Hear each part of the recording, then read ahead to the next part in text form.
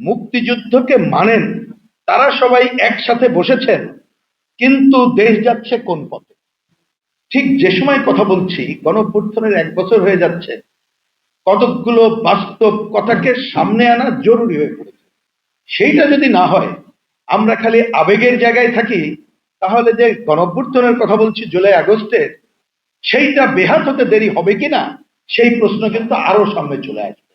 সেজন্য আমি ধন্যবাদ জানাচ্ছি। আমি মনে করি খুব কারেন্টলি এখানে অ্যাড্রেস করা হয়েছে। এখানে খেয়াল করলে আমরা দেখব মুক্তিযুদ্ধের কথা বলা হয়েছে, 90-এর গণঅভ্যুত্থানের কথা বলেছে, এবং 24-এর গণঅভ্যুত্থান এবং তার আকাঙ্ক্ষা সংস্কার নিয়েও কতগুলো কথা বলেছে। আমি সময় হবে ওইদিকে যাচ্ছি না, সাধারণভাবে এইটা নিয়ে কোনো কথা নাই। এবার আমি আপনাদেরকে একটা কথা বলি। এখন তো মোবাইল, সামাজিক যোগাযোগ মাধ্যম এমন হয়েছে, এখানে বসে থেকে আমার তো মোবাইলে দেখতে হয়েছে দু একটা। এখানে রাজনৈতিক কি বলবো, যে আমাদের একটা বাম জোট আগামীকাল একটা কর্মসূচি নেব, সেটা এখানে বসেই কিন্তু ঠিক করে কনফার্ম করলাম। এই সুবিধাও হয়েছে। এই সুবিধার একটা কথা বলি আমি, এখানে নেতৃবৃন্দের দৃষ্টি আকর্ষণ করে একজন আমাকে মেসেজ পাঠিয়েছে, যে লেখাটা এরকম: মুক্তিযুদ্ধকে মানেন তারা সবাই একসাথে বসেছেন, কিন্তু দেশ যাচ্ছে কোন পথে। এই প্রশ্ন আমাকেই করেছে। তাহলে সঠিকটা কি, অবস্থাটা কোথায় এখন আছে? আমি অন্য লোচনে যাই না। এখানে বাংলাদেশ জাসদ যে দফার কথা বলেছেন, 10টা দফা দেখলাম।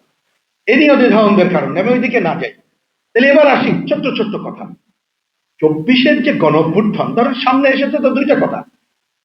24-এর গণঅভ্যুত্থান তো জুলাই মাস না, দীর্ঘ 1 যুগেরও বেশি শাসনের লড়াই, মানে 1 যুগ ধরে ওই কর্তৃত্ববাদী স্বৈরাচারী ব্যবস্থা শাসকদের বিরুদ্ধে লড়াই। তা প্রথম আকাঙ্ক্ষা ছিল গণতন্ত্রের আকাঙ্ক্ষা, একটা ভালো ভোটের আকাঙ্ক্ষা, তাহলে সেটাই প্রধান। আরেকটা কথা সামনে এসে বৈষম্য মুক্তির আকাঙ্ক্ষা, এটাও কারেক্ট। কিন্তু ভাই কথা তো ঠিক।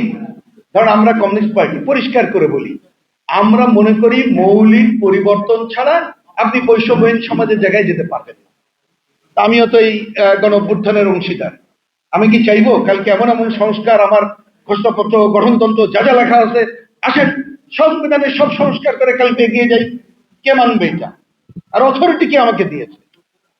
এটা তো আমার অথরিটি নাই। আমি আমার কথা বলতে পারি, গণঅভ্যুত্থানকে সামনে রেখে জনমত যাচাইয়ের কাজটা করতে পারি। আর আমি ফিরে যাব পার্লামেন্টের কাছে, পার্লামেন্ট করবে, অথবা আরেকটা সামাজিক বিপ্লব যদি কোনোদিন সংগঠিত করতে পারি, তখন ক্ষমতা দখল করে আমি করবো। এর বাইরে আর কিছু আছে কিনা আম্বিয়া ভাই আছেন, অন্যরা আমাদেরকে বুঝাই দিতে পারেন। সেই তার বাইরে এসে আমি খুব দুঃখের সাথে বলতে বাধ্য হচ্ছি, আমরা দেখছি আকাঙ্ক্ষা অন্য জিনিস, বাস্তবতা যেটা, সেইখানে দাঁড়িয়ে এই যে দীর্ঘ ঐক্যমত্য কমিশনের কথা বলা হচ্ছে, মাত্র 11টা কমিশন করেছেন। বৈষম্য মুক্তির কোন কমিশনের কথা শুনেছেন? অর্থনৈতিক দুর্বৃত্তায়নের শ্বেতপত্র হয়েছে, ওনারা বলেছেন ওনাদের নাকি পড়ে দেখার সময় নেই।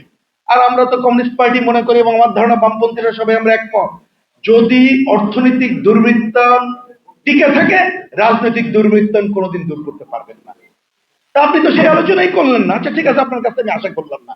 আলোচনা এনেছেন 11টার মধ্যে 5টা কমিশনের মাত্র 166টা প্রস্তাবে, যদিও 5টা কমিশনের প্রায় 600-700 প্রশ্ন সামনে নিয়ে আসা যায়।